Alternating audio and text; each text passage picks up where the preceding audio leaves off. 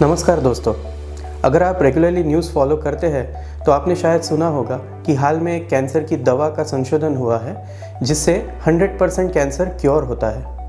हमारी ओपीडी में काफ़ी सारे पेशेंट्स आते हैं जो कहते हैं कि शायद हमारी केस में या हमारे कैंसर पीड़ित रिलेटिव की केस में ये दवा काम कर जाए। क्या इसका कोई नॉलेज आपके पास है? क्या ये दवा अवेलेबल है? तो इस विषय पर आपसे बात करने मैं आज आया हूँ।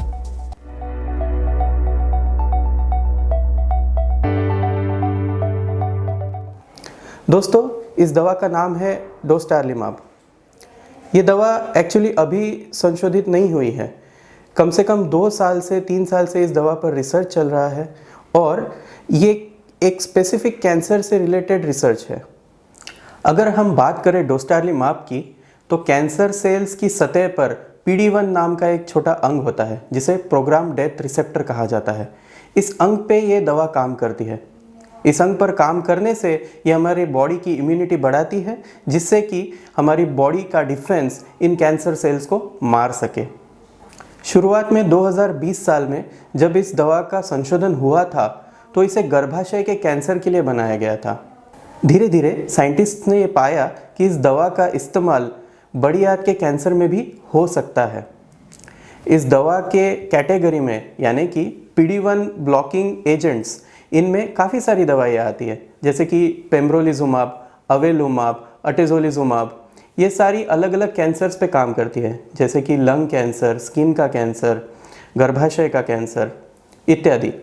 बट डोस्टारलीमाब इतना फेमस होने का कारण ये है कि रिसेंटली एक रिसर्च किया गया जिसमें कि 12 पेशेंट्स जिन्हें बड़ी आंत का स्टेज 2 या स्टेज 3 का कैंसर था, उनमें सारे 12 पेशेंट्स में 100% कैंसर क्योर हुआ है, ऐसे पाया गया है। लॉन्ग टर्म रिजल्ट्स अभी भी बाकी है।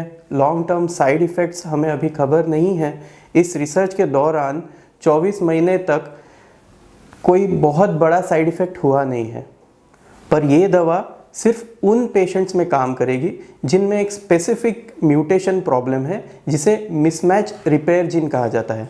MMR डिफेक्ट जिनमें है, जिनमें PD-1 रिसेप्टर अवेलेबल है, उन्हीं में ये दवा काम करेगी।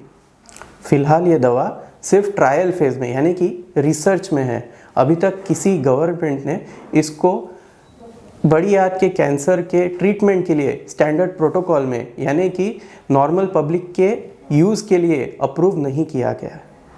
डेफिनेटली इसके रिजल्ट्स पॉजिटिव है, होपफुल है।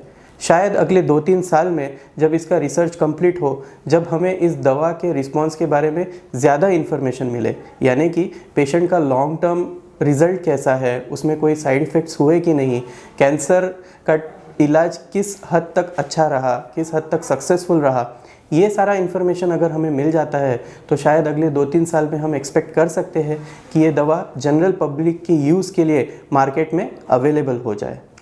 दोस्तों, अगर संक्षिप्त में बताया जाए तो शायद ये दवा आगे जाके कैंसर पीड़ितों के लिए एक बहुत महत्वपूर्ण दवा साबित हो सकती है।